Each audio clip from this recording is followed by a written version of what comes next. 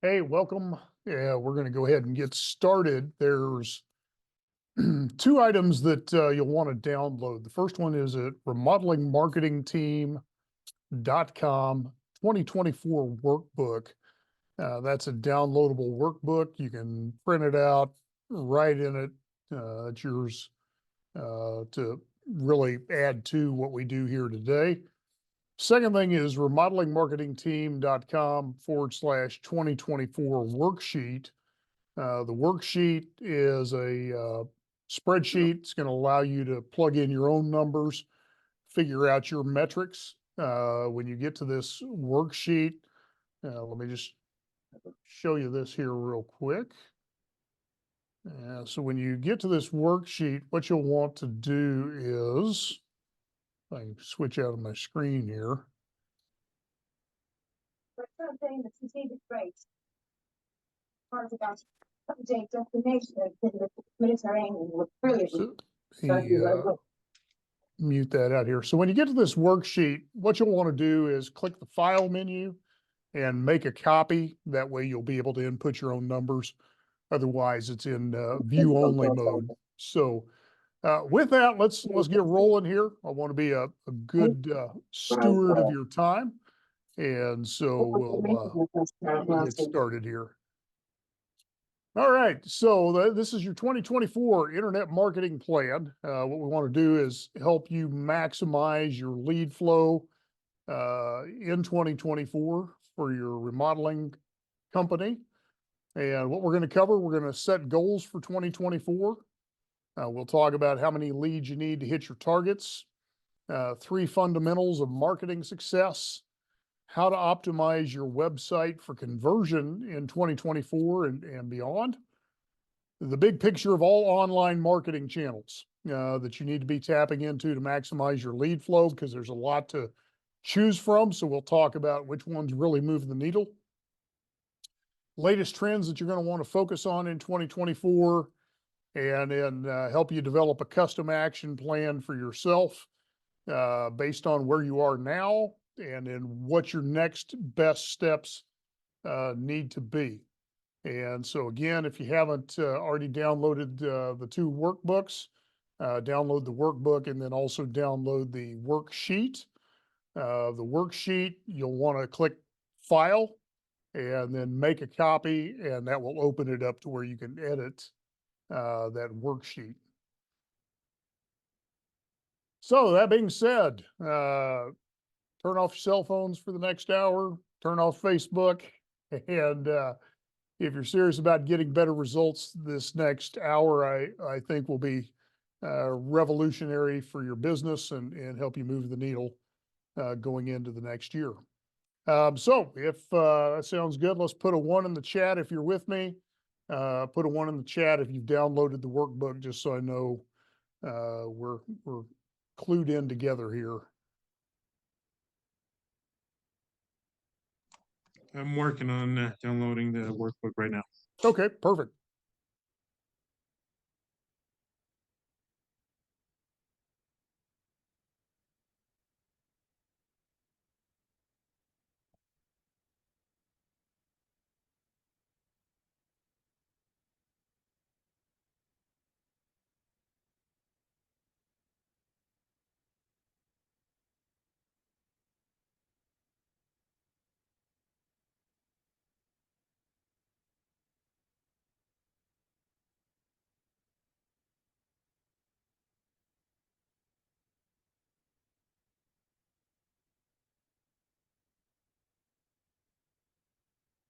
All right. And when we get to the end, part of what you're going to find in your materials is the Internet Marketing Checklist for home remodeling contractors. You're also going to have this graphic here. It's called the marketing ecosystem. It's all the components, excuse me, that you're going to want to have a robust marketing ecosystem. So SEO, PPC, retargeting, paid directories, repeat business referrals, pay-per lead, social media advertising, referral programs. So all of these are things you can use to drive your business. Obviously, we'll talk more about those first 3 today. who I am, my name's Carl Willis. I'm the founder of Remodeling Marketing Team, also the CEO of the company. Been marketing online since '97, back in the dial-up days. I'm the author of Internet Marketing for Home Remodeling Companies, creator of the Marketing Classroom, keynote speaker on business growth and lead generation, and then widely accepted as a go-to expert in the internet marketing space for home remodeling companies, and have worked with companies across the US and internationally. But this isn't about me, it's about you. These are some of the companies that we work with: Wichita Homeworks, Complete Concrete Solutions, Roberts Over Doors, Integrity Trade Services, and many more. And here's a question for you, though. What's the hardest part about marketing your remodeling or residential construction business online? What would you say that is? Type an answer in the chat.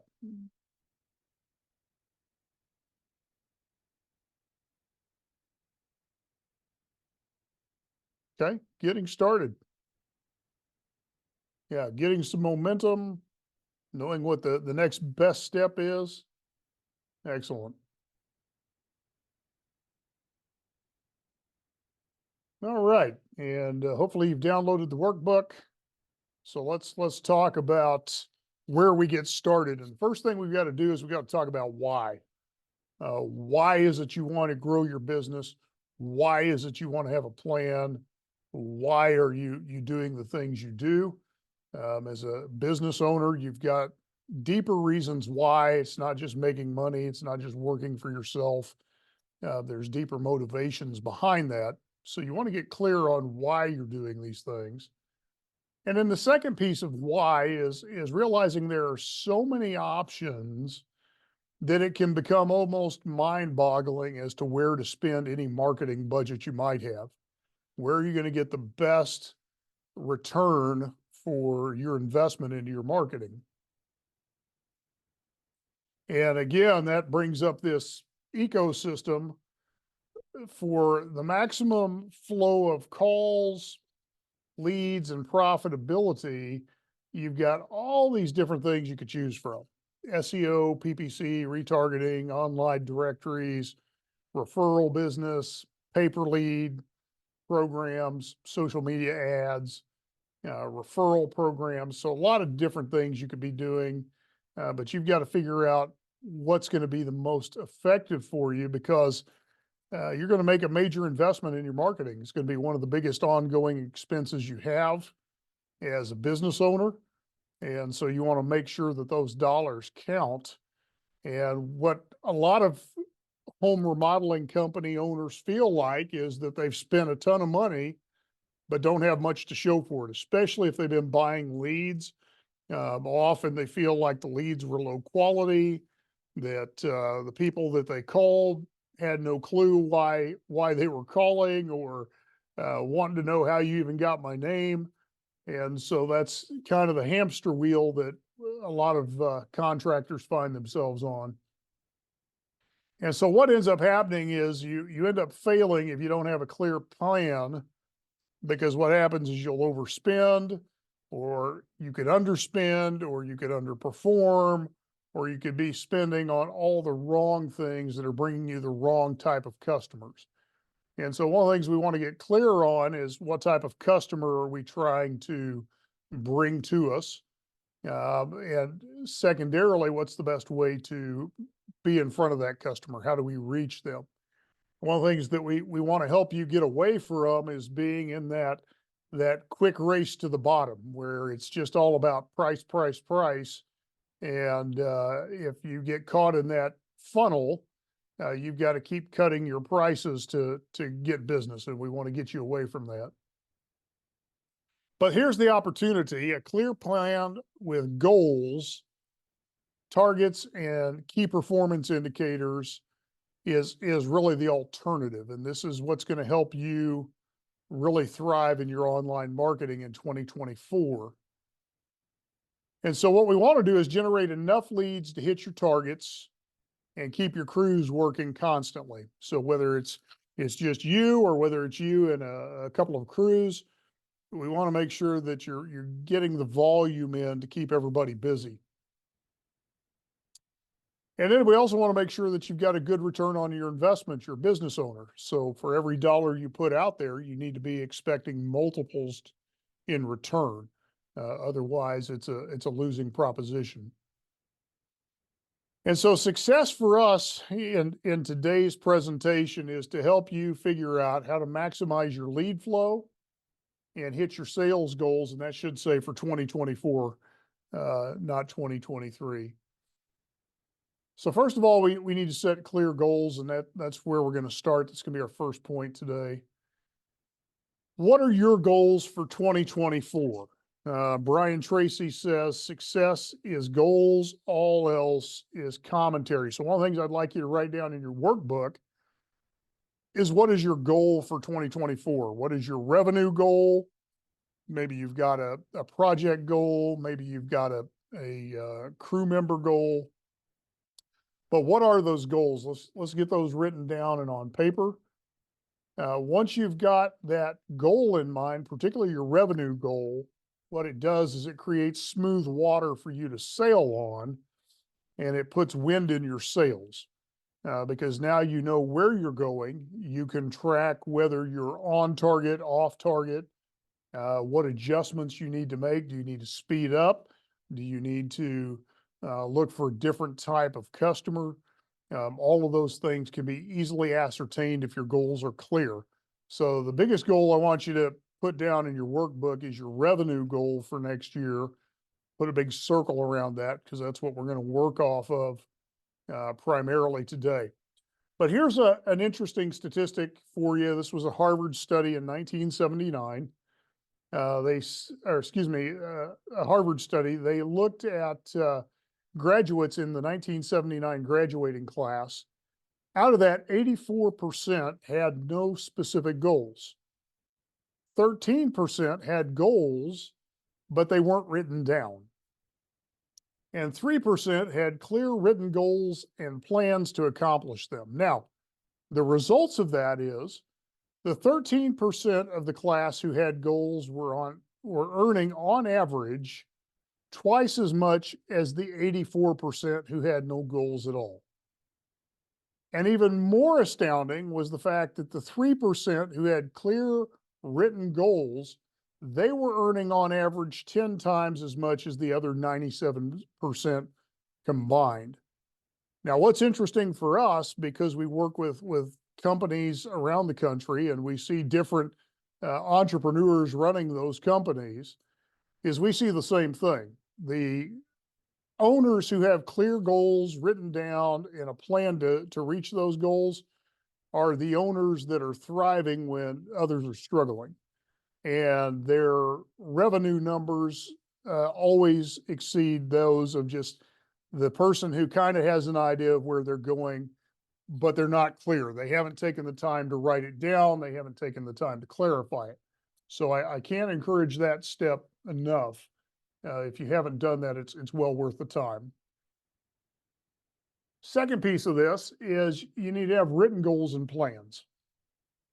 At a minimum, you want to set a 1-year goal, and then you want to break that into quarterly goals and monthly goals. This is how you're going to determine, am I on pace?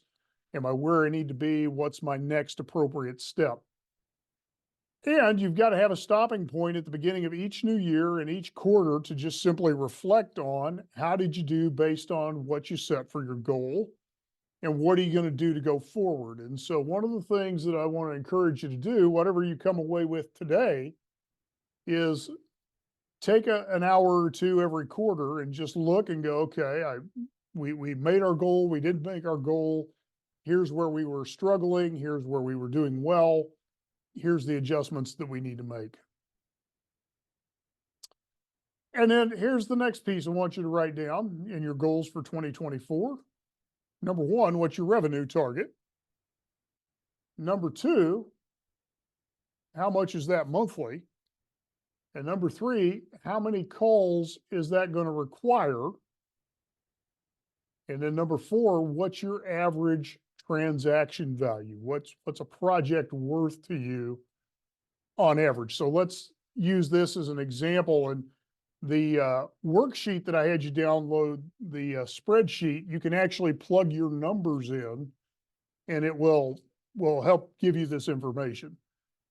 So if your revenue target is 1.5 million for 2024, that's 125,000 per month.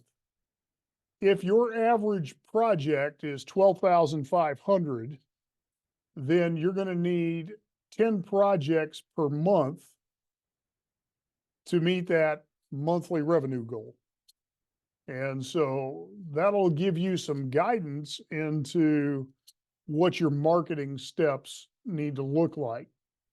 So take your revenue target, divide it by 12, get your monthly, figure out what your average project is bringing in revenue wise, and then how many projects are you going to need every month to make that happen.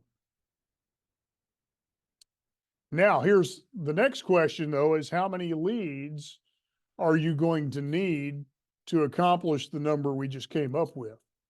So a couple of things we want to look at. What is your average conversion rate from lead to scheduled project? So if you're closing at 8%, maybe the next best step for you is to see what you can do to start closing at 10%, 12%, 15%, improving that closing ratio. And then we want to divide your lead target by your conversion rate. And so if your average conversion rate from caller to booked call or booked appointment is 55%, then we want to multiply the call target by the conversion rate. That would mean you need 560 leads per month to hit your numbers. And so if you go to your worksheet, it's at remodelingmarketingteam.com/2024 worksheet. And what you can do with that is once you open that up, go to the file menu, click make a copy, and it'll allow you to start inputting your own numbers. So for example, this one was actually done for a heating and air company. Their revenue target was 6.7 million, which meant 558,333 a month. Their average ticket value was 750, which meant they needed 744 service calls every month to hit their goal.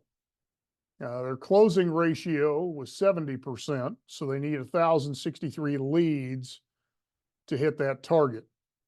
And if their average cost per generated lead is $25, then the budget required to hit the target was $26,587.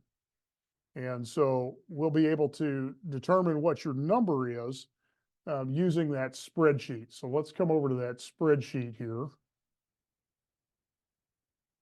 And I'm going to make a copy so we can plug in some numbers. And just keep it round. Let's say your target this year is 1 million in revenue. That's going to put you at 83,000 monthly. You're going to need 7 jobs. If your average job value is 12,500 to hit that 83,000. If your closing ratio is roughly 5%, then you're going to need 133 leads to get those 7 jobs. If your cost per lead were 250 a lead, it would take $33,000 to get that. Let's bring that down a little bit. Let's say your average cost per lead is about 75. It's going to take about a $10,000 budget on ad spend to get you to that point. So you can play with this, just input your numbers, put them where you want to be. Like I said, if you can improve your closing ratio, that's the easiest thing to do without increasing your ad spend. So if we change our closing ratio to 15%, now we only need 44 leads to get our 7 jobs, and our ad spend is cut by 2/3. So just realize that you can manipulate some of these variables to improve your percentages. Now, there's a couple of other tabs on here that you can look at as well as you go through this. Budget allocations. So if you need to spend a certain percent per month how much should you be spending? So the SBA recommends that you spend 3% of your revenues, actually 5% of your revenues, on marketing. We're going to go conservative and put that at 3%. So if you are looking for $1 million in revenue this year, then your marketing budget should be around 30,000 for the year, around 2,500 per month. And a proper allocation would be 70% to online marketing, which would be 21,000. 20% to offline marketing, that'd be 6,000. And then 10% to repeat business, 3,000. So one of the things you can look at is, what does that look like every month? How would that break out? So there's a calculator here for you on that spreadsheet as well. And then you can even break that out into your SEO should be 35% of that expenditure. Paid ads or local service ads should be 55%.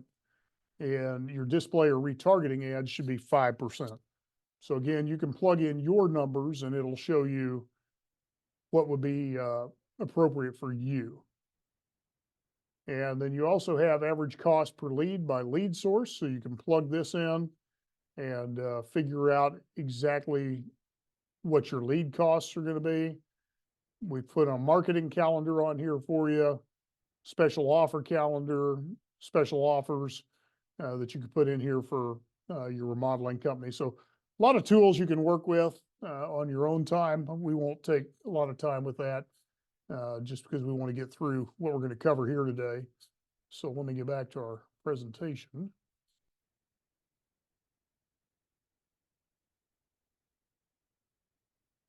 All right, so didn't change that. What is your goal for 2024? And how many leads will you need to get there?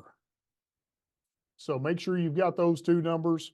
Circle your revenue goal, circle your monthly lead flow needs to meet that revenue goal, and that'll give you your starting point.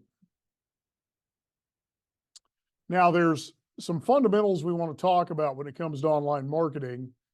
The first thing is, who are we marketing to? That's our market. Second piece is, what are we going to say to them? And the third piece is, how are we going to get that message in front of that individual? And so one of the things you want to look at is, do you need to update your marketing message? What does your message say to the consumer? What message are you conveying? What are they going to come away with? What is their impression when they encounter that message? So the first thing we want to talk about is, who is your ideal customer? And this is one of the things I want you to think about right now is, money is not cheap right now. Interest rates are 8.5%, 9%. So your customer is a little different today than your customer might have been 2 years ago. Because your ideal customer is going to be the person that either has access to funds already, or they do not have to borrow funds. So they're a different type of customer. They already made a smart financial move when money was cheap, or they don't have to borrow at all. And so that's something you want to consider in your customers. Second thing is, what kind of projects do you want to do more of? If you really like doing kitchens and baths, then who's the ideal customer for you? Where do they live? What kind of car do they drive? Do they have kids at home? What age are they? What profession are they from? What activities are they involved in? We want to develop a type profile of who that ideal customer is. And so in your workbook, you're going to have a page on your customer avatar. What are their pains and frustrations? What are their goals and desires? What are their fears and implications? What are their dreams and aspirations? And so I've just given you a mock avatar here. Homeowner, 35 years of age or older, typically female, but occasionally the male, married with 2 to 3 kids, head of household, $65,000 or more in annual household income, family oriented, reliable, easily frustrated, likes to please people and expects the same in return, not handy, likes gardening, crafts, and arts, lives in the suburbs, upper middle class neighborhood, takes an interest in their community. So that's the demographic side. Pains and frustrations, because they have a family, the bathroom gets tied up in the mornings. They can't entertain due to a lack of space. They can't afford a new home purchase. They're too busy to deal with it.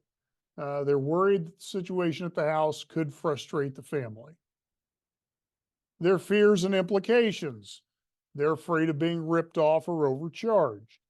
They're afraid of paying too much for something they could have gotten elsewhere cheaper. They are afraid of having their home damaged by faulty workmanship. They're afraid of having to wait around for work crews to arrive at the house. They're afraid of being inconvenienced trying to coordinate with the contractor. And they're afraid that the bill would be more than the bid. And then their goals and desires. They want to increase the value of their home.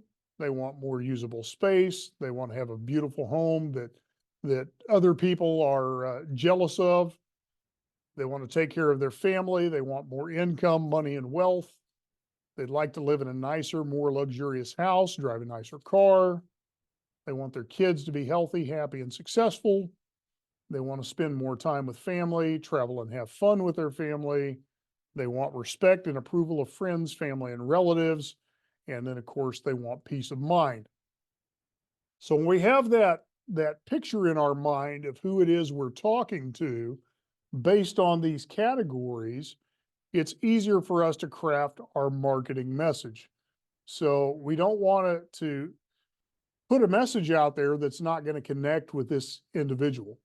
What we want to do is put a message out there that draws this individual in so that they contact you because you're speaking their language.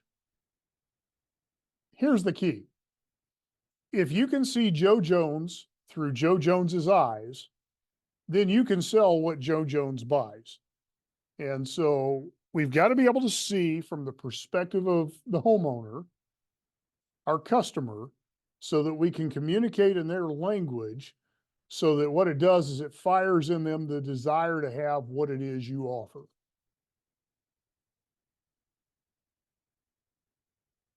So here's your next little piece of homework while you're working. What is your message? So the first three spots I want you to write down is why would someone choose to do business with you versus your competition? And then when you've got that written down, type a 1 in the chat so I know you've got that part done.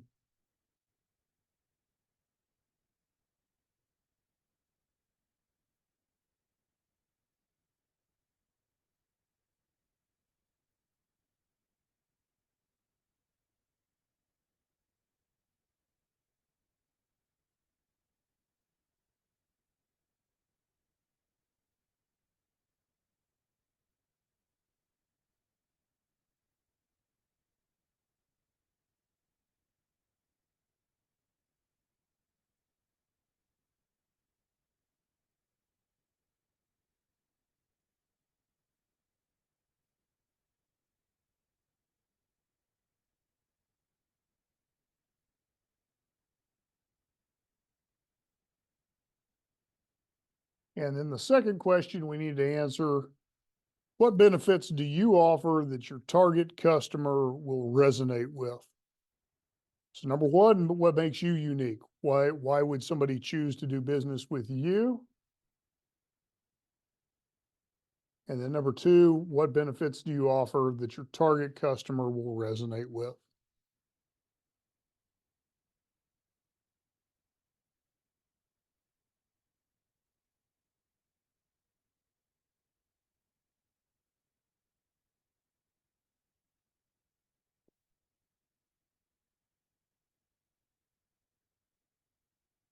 And put a 1 in the chat when you got those two questions.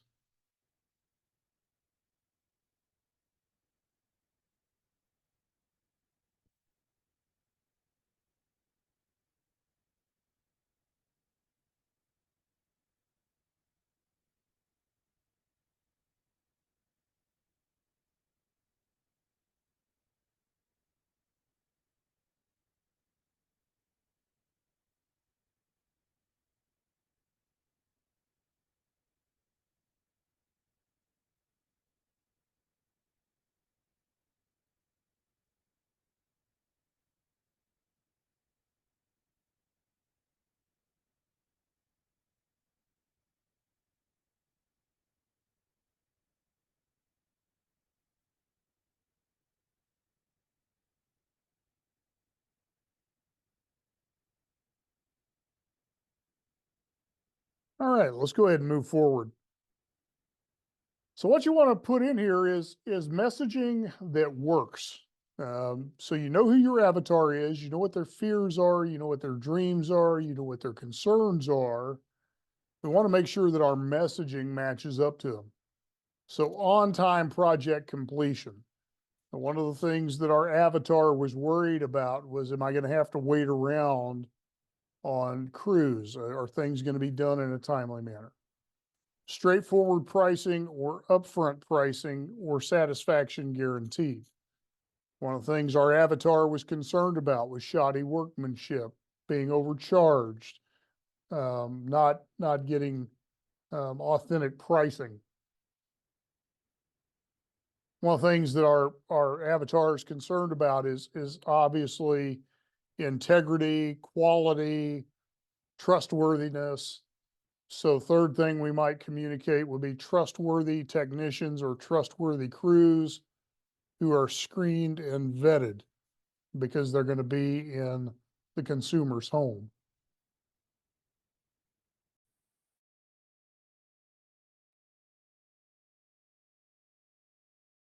So you can make the case to your avatar, to your prospective customer,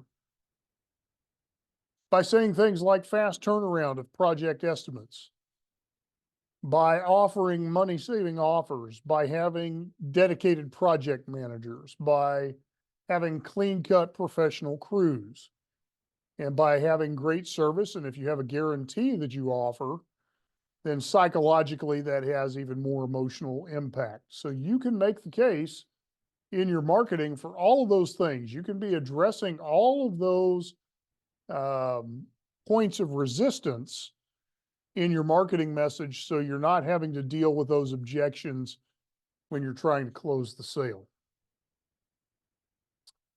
So let's think about, what is your unique message? What's the message you're putting out there? And so now that we figured out who your market is, what your message is, let's talk about the media. How do you get it in front of the right people? First and foremost, you want to make sure that your hub converts. And when we talk about your hub is the website. Everything else is going to point into it, and then your website is going to feed back out to everything else. So when you think in today's terms, your website is the hub, you actually have a secondary hub, and that's your Google Business Profile. But even your Google Business Profile will feed off of the website and vice versa. So when we talk about your website, here's the first question we want to ask: is your website set up to convert visitors to leads? So pretty websites are great. What's more important though is, are we going to get the viewer's information? So when you look at this particular website, this is Wichita Homeworks, without a person ever having to scroll, as soon as they land on the page, they have a clickable phone number, they have a clickable email address, they have a get an estimate button, they have a form they can fill out, they can click another button to get an estimate. So we've given them 5 different modes of response on this page without ever having to scroll. They don't have to click away from it. They don't have to scroll anywhere. We are treating this as a landing page. It has one purpose: it's to get your information. And so what we want to put in front of your potential customer is the opportunity to discuss their project with you. What we find using this modality is generally it breaks down to about a third. About a third of the people will call, about a third will fill out a form, and about a third will send a message either by email, Facebook Messenger, or Google Business Profile Messenger. So we want to have all 3 modalities because different people operate different ways. I personally would rather fill out a form than place a phone call, but I'd rather send a message more than I'd rather fill out a form. So my modality is text, messenger, forms are secondary, phone call is third. Everybody operates differently. So we want to give each person the opportunity to respond to you based on whatever their modality of choice is. And we want to give them multiple options to get in contact with you when they land on the page. Ideally, we would want a website to convert between 20 and 30% of the viewers. So if you have 100 people show up to the website, we would want 20 to 30 of those people contacting you using one of these modalities. Here's where conversion optimization really makes a difference. So in this particular case study, 1,477 track calls and web forms. The total investment into their marketing was $2,490. So that put their cost per lead at $1.69 per lead. Out of those leads, 375 were organic phone calls, 1,071 were Google Maps calls, and 31 of those were web form submissions. So multiple modalities. We want to get that person calling you no matter what their place of preference is.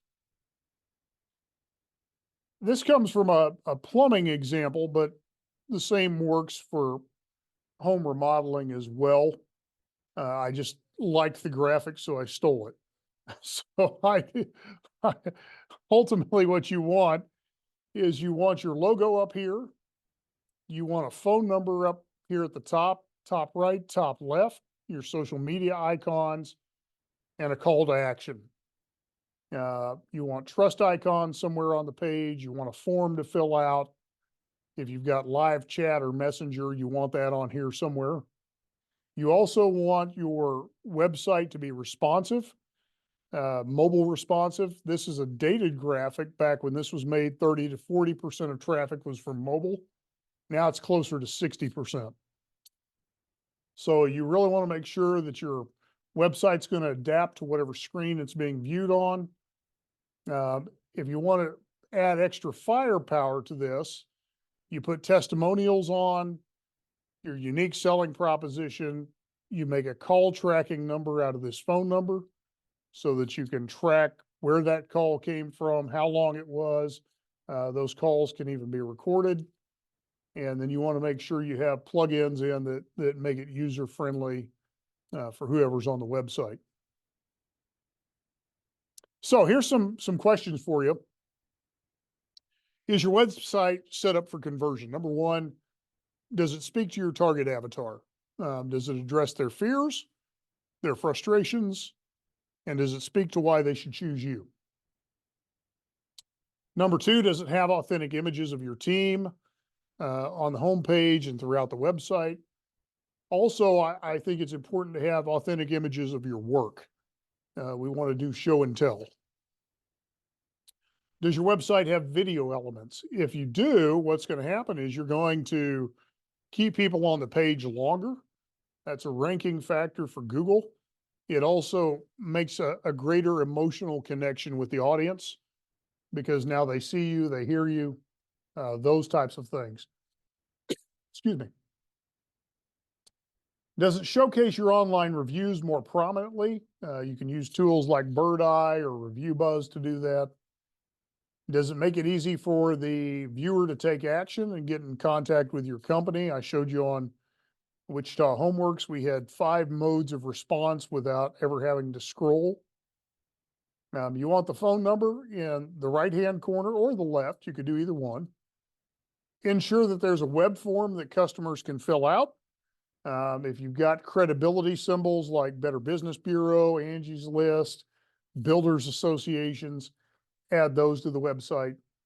Make sure every page where you're speaking to your customer has a call to action and that you're telling them what to do next. We want to instruct people, call now, request an estimate today, whatever call to action you want to have. If you've given them the opportunity to engage with chat, you're going to be ahead of the game. A lot of people would prefer to use that now. And then if you're leveraging marketing automation and text messaging, you're also going to maximize your lead rates. People are more apt to open a text than they are to open an email. And so you don't want to miss out on that either. So think about your website. If you're able to pull it up in front of you, just look it over real quick. Is it built to convert?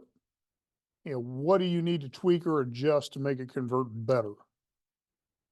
What could you do to improve on it, to have a better user experience, and more importantly, to get people to give you their information? So let's talk about the biggest issue that faces home remodeling and residential construction contractors, and that's unconverted leads. And so here's the problem: 50 to 60% of inbound leads leave unconverted. And 90% of all web forms fail to convert. So we've got to figure out, how do we improve those conversion metrics? And here's why: leads that are not followed up within 15 minutes go cold. And the average customer must be followed up 5 to 7 times before they actually book with you. So today's consumer prefers to interact via text message versus phone call or email. So it's a great way to improve those conversion rates. So the solution is use marketing automation to follow up with web forms within the first 2 minutes of submission via phone, email, and text message. So you saw this when you registered for the webinar with us. Our automation sent you a text message right behind your enrollment. In fact, I think it sends you 2 of them, one confirming the enrollment for the webinar and another one saying it's me texting you, and to use that number if you want to communicate. Now, here's what's interesting: using that flow in our own business, probably 30 to 40% of the people who fill out a web form when they receive that text actually respond when I text them back. So we start a conversation very quickly.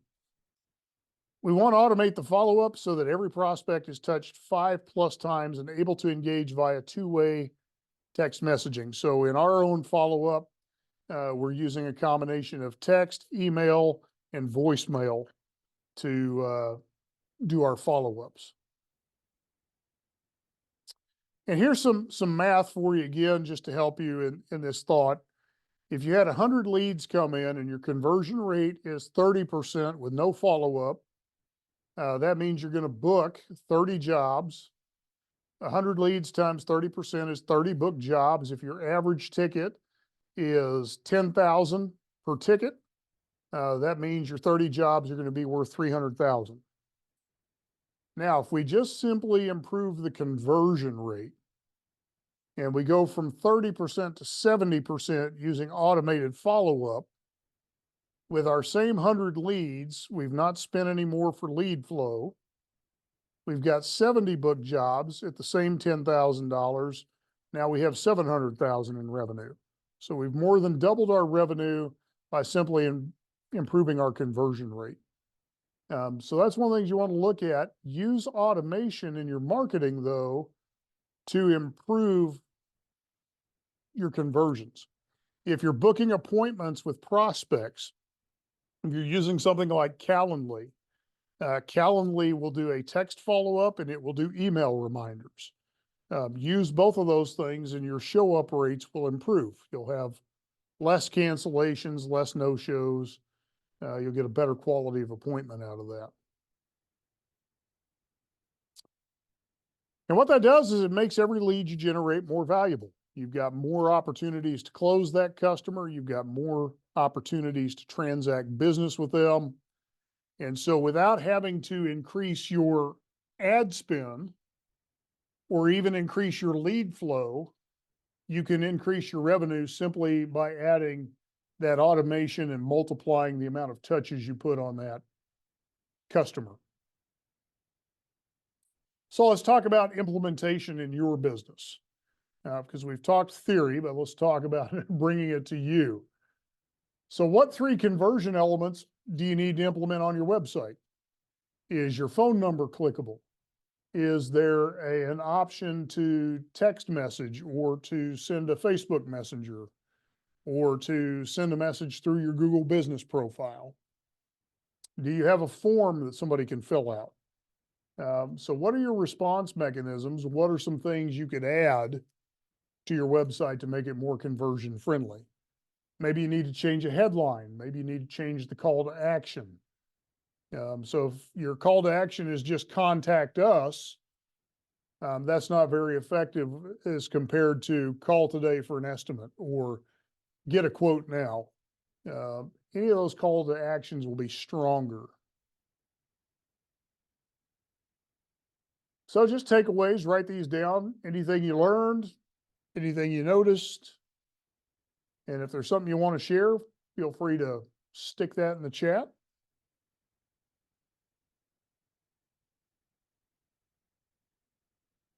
All right, let's jump in a little further here. Know your numbers. So know and track your key indicators. So we'll give you an example here. This particular company, 513 total leads. Their total spend on marketing, $7,484.98. That puts their average cost per lead at $14.59. Now, if you break down their leads, 121 were organic calls, 112 were ad calls, 258 were Google Maps calls, 22 were web form submissions. So they know their average cost per lead is $14.59. If they know what their long-term value per customer is or their cost per acquisition, then they can start to figure out how to scale based on those numbers. So far, what we've covered is a clear goal and target for 2024. We've talked about knowing who your market is, getting clear on your message to that market, and what media you may want to use. We've talked about website optimization for conversion, how to improve the conversion numbers, and a simple KPI tracking dashboard. Total number of leads, amount spent, cost per lead. So let's talk some trends in 2024, things I want you to be aware of. First thing is local service ads, and this is a carryover from 2023. Google decided to go head to head with Angie's House, Porch, Home Advisor, all of those lead generation services, and they rolled out Google local service ads. We'll get into those a little bit here in a moment. AI, artificial intelligence, rolled out early this year. Big game changer for everybody. Zero-click search results. This is where Google is moving. Currently, 60% of search is zero-click. I'll talk about that here momentarily. And then you've got to have an all-in perspective. There's not just one magic bullet. You can't just run Google ads and that's going to do it. Can't just run SEO and that's going to do it. Can't just run social media. That's going to do it. All of these things have to work together in an ecosystem. They all work off of each other. All of them have to carry their part of the load. That's why I showed you the digital dominance graph at the beginning. But let's walk through these trends real quick. First of all is local service ads. You've probably seen these. They're sponsored. They're at the top of the search results, and they'll say Google guaranteed. What that means is that the contractor has gone through a vetting process with Google. They've had to verify who they are as a company. They've had to be responsive in their reviews. They have to have a good rating in their reviews. There's a lot of criteria that have to be met. Once those criteria are met, then what happens is Google will put you as a Google guaranteed vendor. And what that means is if the customer has a bad experience with you, Google guarantees up to $2,000 back to the customer that the work should have been good. And so that's the guarantee. Google's willing to put up money if you do a less than superior job because they vetted you. They are putting you out as the best of the best. And so local service ads are a big player in today's market.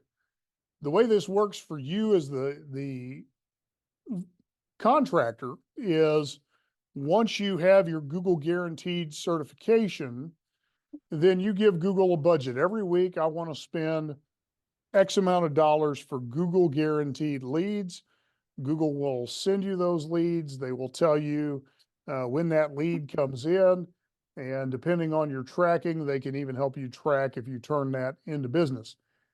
These leads tend to be better quality than Angie's or House or Porch or any of those. Here's the caveat though, it's still the same issue that you get with those platforms, and the fact that the customer doesn't really know anything about you. They are simply looking for who is reliable, who has good reviews, who's somebody I can trust. But at that point, it's still a pricing competition between all of these Google guaranteed vendors. So that's the one drawback. Next thing that we're seeing in the Google guarantee is you have a Google tracked phone number. And here's a couple of things.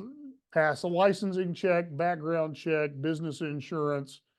You've got all of your data on there, when you're open, what kind of work do you do, areas you serve. And Google will track through their own tracking number, how many calls did you get through these Google local service ads.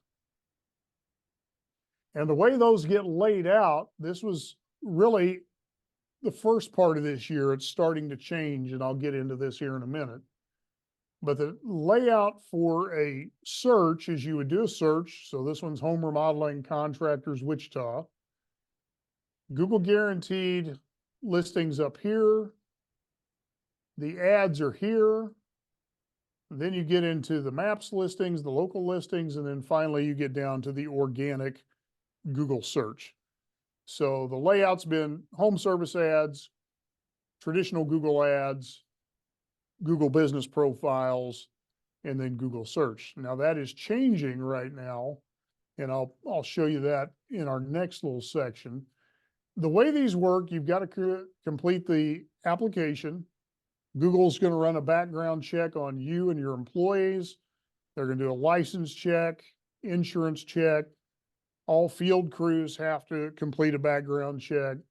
And then once approved and active in your area, you're going to pay on a per lead basis. What we're seeing is those leads are generally between $25 to $45 per lead, but they can shift depending on what city or industry you're operating in. Here's the feedback we get from active users: lower cost than pay-per-click as far as cost per lead, better quality leads than Home Advisor, Porch, Angie's, House. Still get some price shoppers and have to follow up quickly. And for most, it's a solid return on investment for most clients who use it. Now, here's the next steps. If you want to participate in local service ads, you go to adwords.google.com/local services/sign up, complete your background checks, put your tracking in place to gauge your return on investment, and then be sure that you're leveraging the platform to close your jobs and updates. And then play the game while the return on investment makes sense. If it doesn't make sense, stop the local service ads. Now, let me escape out of here, and I'm going to show you where Google is moving to. They're moving to what's called two things. There's a no-click search result, and then we also want to talk about the AI component. So let's talk about the AI component first. First, with AI, most people are familiar with ChatGPT. So ChatGPT, you come in, write a Facebook ad for kitchen remodeling, and ChatGPT will drop an ad for you, and you can tighten that up with better instructions. But what's happening on the search side of things with Google, with Bing, is they are now using AI as well. And so if you look here, we did kitchen remodeling contractors, Wichita, Kansas, which is where I'm located. The local service ads aren't showing up. You have your Google business profile ads. So Wichita Homeworks is here at the top. Then you've got your traditional. But then what you have is you've got this, would you like an AI powered overview for this search? Yep. blanked out on the AI. Let's try that again. There we go. So now it's giving me an AI result, which is different from the traditional results that we've used. So you've got information, and this is what I want you to catch up on because this is going to be critical. The reason it put Wichita Homeworks in here is because some say this contractor is professional and organized and they do excellent work. So the AI is pulling that from their Google reviews. So if you're not getting Google reviews or people are not writing commentary in those reviews, what's going to happen is the AI is not going to put you into this mix because there's nothing to work with. Here's one that says contractor stays on the job until the customer's satisfied. This contractor is available to answer questions throughout the process. This is professional and knowledgeable. Now, what's interesting is those weren't exactly the same results that showed up in the Google Business Profile Maps listings. And then we could take that a step further. We could click down here, and it's going to tell me more about Wichita Homeworks, that they're a top 10 best kitchen remodeler from Yelp, from a general contractor site, Remodel Kansas. So it's going to bring a lot of extra information in here. You need to be aware of this because not all of these pertain to Wichita Homeworks. Some of these are competitors. And so that is one of the things that's changing. What Google is moving towards is a no-click search to where I can get enough information on this Google search page that I never have to leave Google to do business with you.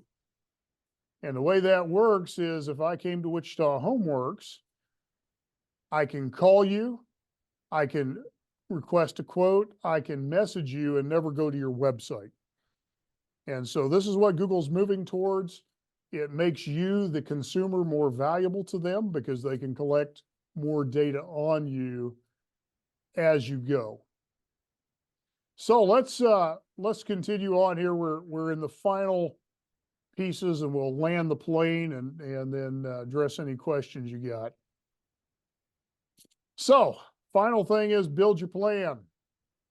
What is your plan for 2024? What do you need to focus on?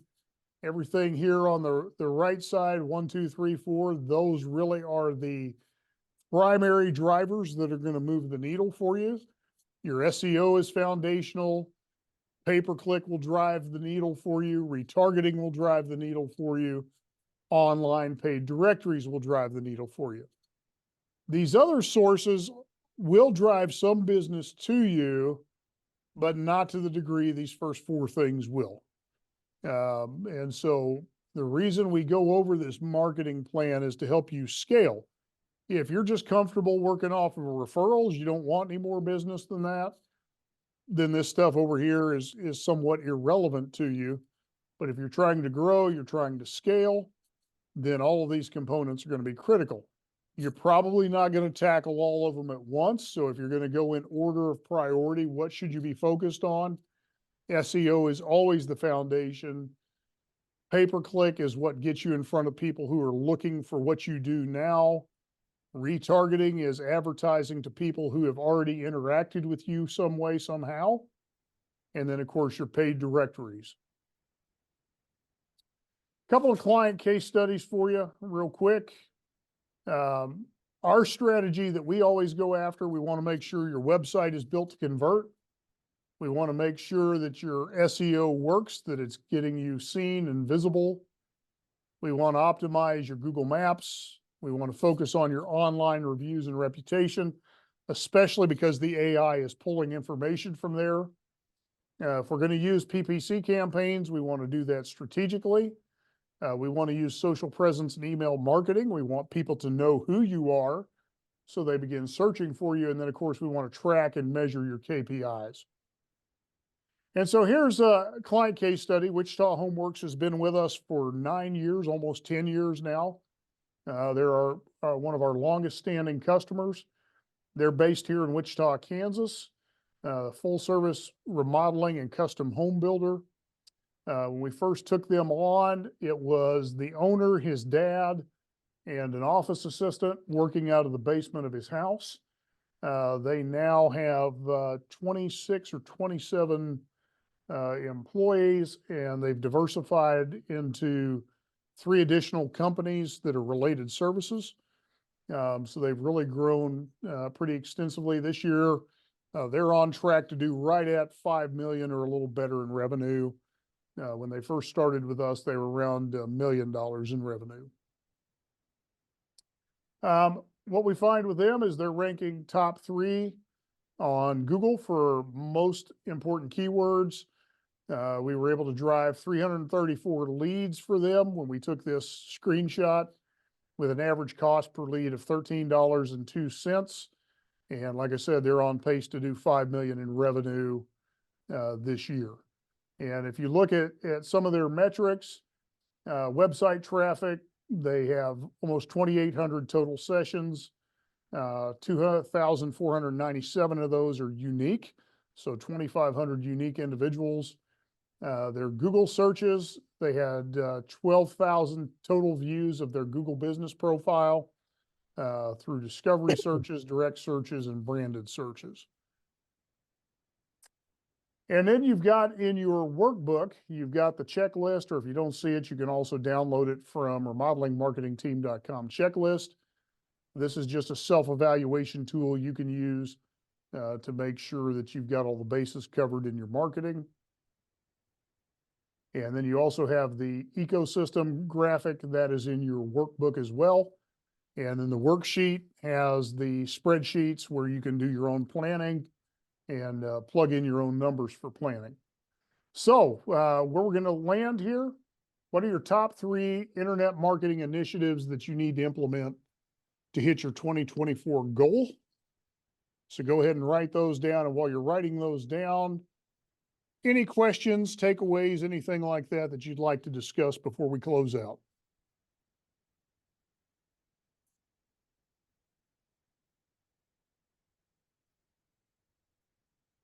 Hello?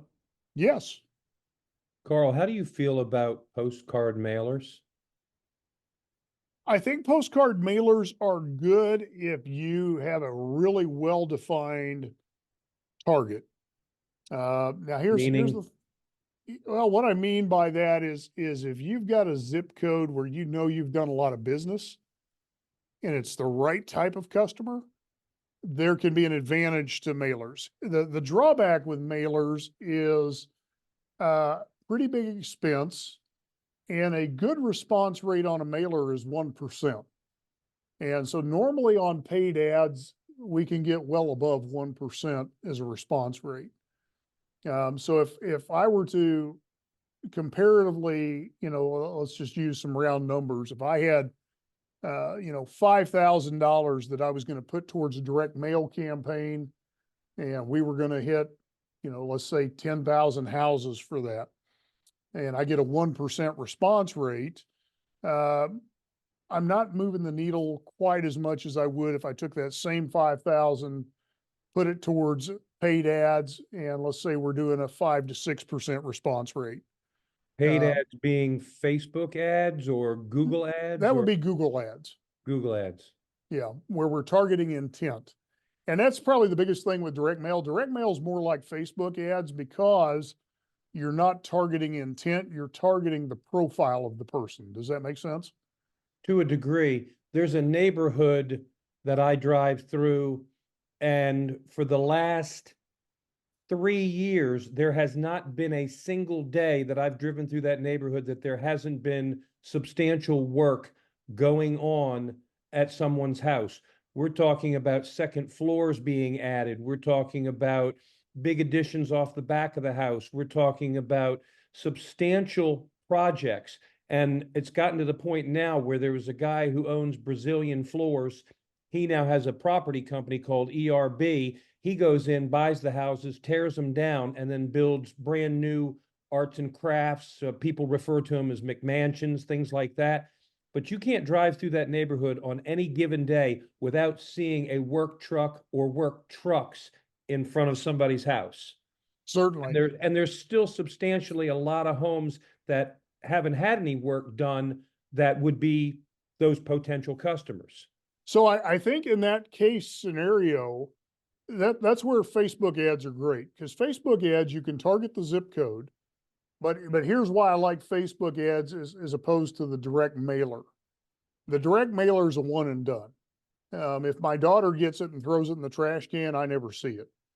Whereas a Facebook ad, if we're targeting the zip code, you're going to see the ad multiple times. And in fact, typically we'll create 6 ad variations. So you're going to get exposed to us 3, 4, 5, 6 times in a month. Whereas opposed to if it gets in your mailbox and you're not the one that gets it, somebody throws it away, or even if you're just not in the mood to think about it that day and you throw it away, it's a one and done. I think you're always better when you can reinforce the message, because it's 5 to 7 touches before somebody really takes action. And so now where a direct mail campaign like that could be super effective is if you sent the direct mailer and then also had a simultaneous Facebook campaign, targeting that same zip code. So now they'd see it in their mailbox. Now they'd see it online. They'd see it on their phone. Are you They'd see able to target a neighborhood with Facebook ads? You sure can. You can target down to zip code. Sometimes you can target around landmarks. But like a particular neighborhood per se, like Garrett Park Estates. Not that tight. Zip code's the tightest that Facebook will get it to. Okay. But you can narrow down the criteria. So it's a zip code, but we're looking for houses that meet this criteria, or people who live in those houses, more importantly, who would fit this criteria: income level, family dynamic, those types of things. Well, that was one of the other things that the direct mailer talked to me about, was that they would compile. Now they said, yeah, you can do a specific neighborhood. Just give us the 4 boundary streets or the name of the neighborhood. But they also talked about being able to target families with income at 150,000 or better, or things of that nature, the criteria that you're talking about. And then the other thing that was intriguing to me is that once you do the initial service, and they'll do everything, they'll design the postcard, they'll put the postage on it, they'll send it out, the whole 9 yards. But after that initial one, you get the mailing list. It belongs to you. And then that way you can use it at your discretion down the line, if you ever want to reach out to those people or things of that nature. Exactly. Now you really could accomplish the same thing. And again, this is just, from my experience using Facebook ads. So normally when we build a marketing list, what we'll do is we might create a landing page for that neighborhood. We would target the zip code, but the landing page would speak specifically to that neighborhood. So attention, Glen Park residents, have you been thinking about XYZ? Submit your information for more details. So is that something I would talk to Brian about? Actually, you'd talk to me about that, because that's more strategy side. Okay. And Yeah. you can set this up for a particular neighborhood. Sure can. That would be fantastic. Yep. Because like I say, Garrett Park Estates, you cannot drive through that neighborhood without seeing a new house being built, or a second floor going on, or a big, beautiful front porch being built. I mean, substantial work, nice projects. Okay, perfect. Yeah, talk with me about that, and we can certainly develop a campaign for that. Because what we would want to do is try and develop that marketing list for you, because then we can retarget that list. Anytime we can develop a list, it's always to our advantage. So how would I go about starting that? Would I give you the neighborhood name and you'd look it up on maps, or would I give you boundary streets, or how does that work? Yeah, give us the neighborhood name, the zip code, and then what criteria you're looking for. So income level, is this families with children? Is this, middle-aged adults? Hell, everybody in that neighborhood makes money, and everybody in that neighborhood has a family. Yeah, there you go. So that we could pretty easily do. And then what we would do to fine tune it is the landing page would speak specifically to that neighborhood. Yeah, because all of those houses are early 1950 Ramblers, and so everybody needs more space. It's a Okay. desirable neighborhood. People want to be in there. The three realtors that I've dealt with have waiting lists where people have told them when a house becomes available in that neighborhood, we want to know about it. Okay. And they're not more than, like 900 square feet. So that's why people are constantly putting on second floors, or there's a guy, like I say, goes in there, buys a house, tears it down and builds, a 4,000 square foot house. Perfect. Perfect. Yeah. Send me the criteria on that, Chris, and I'll start developing a campaign for that.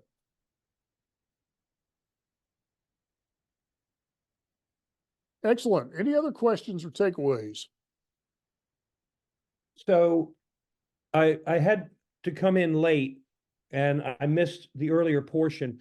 So what is your general overall feeling about spending the money on Google ads versus Facebook ads?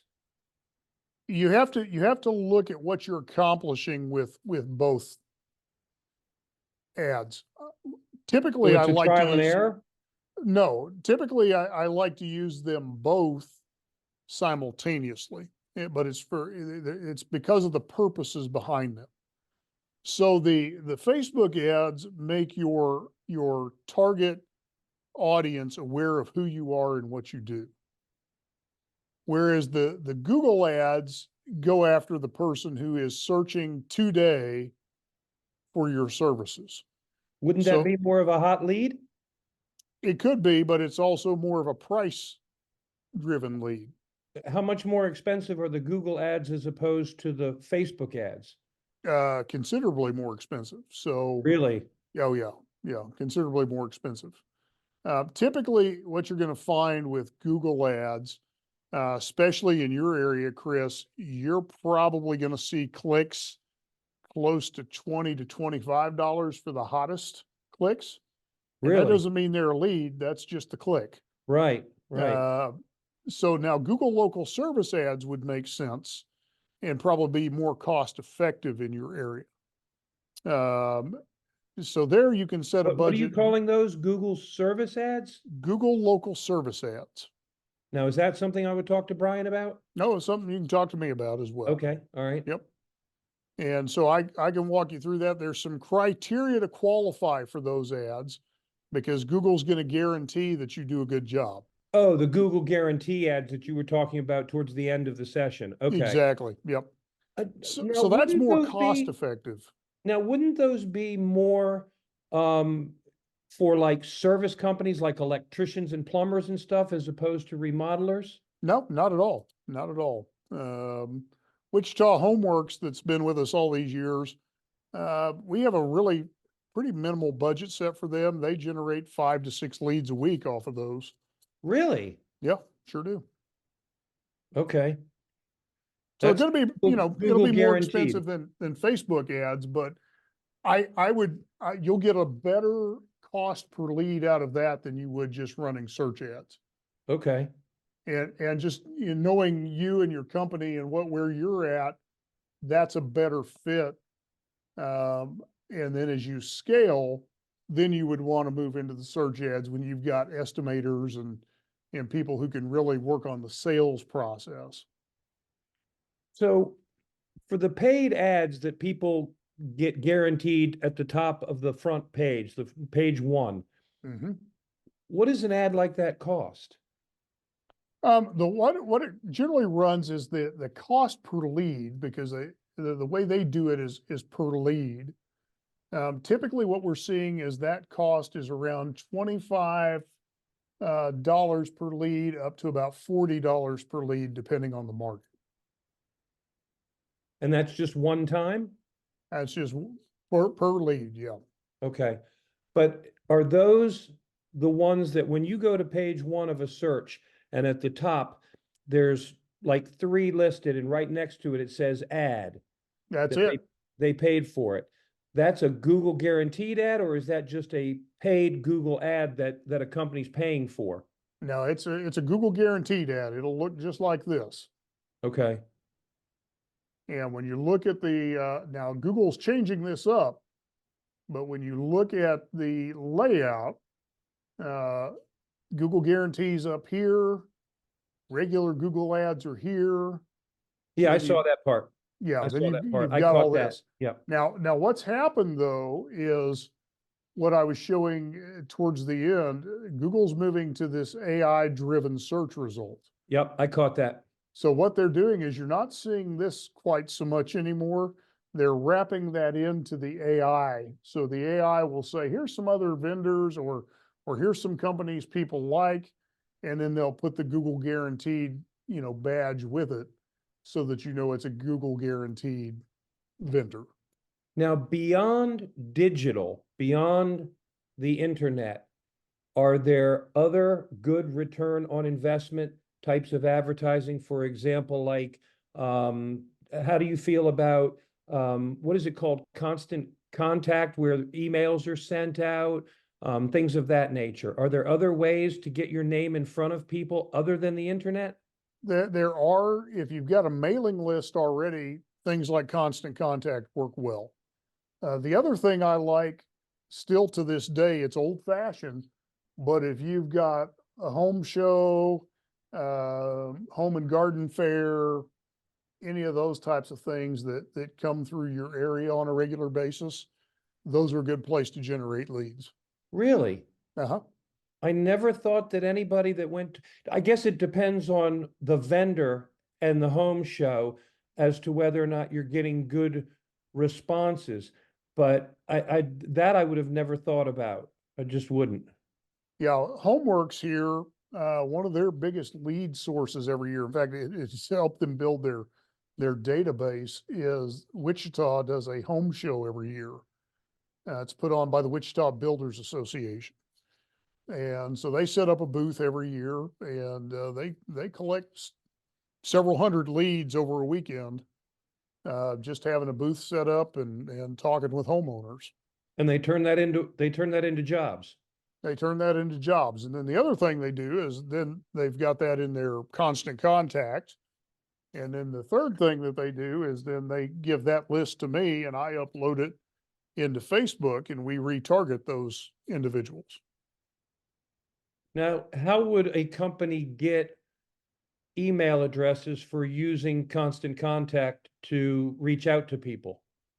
When you're doing things like a home show, you can ask for that. So in exchange for maybe it's a giveaway or a free estimate, or who knows what you're going to make your offer, but you can do that.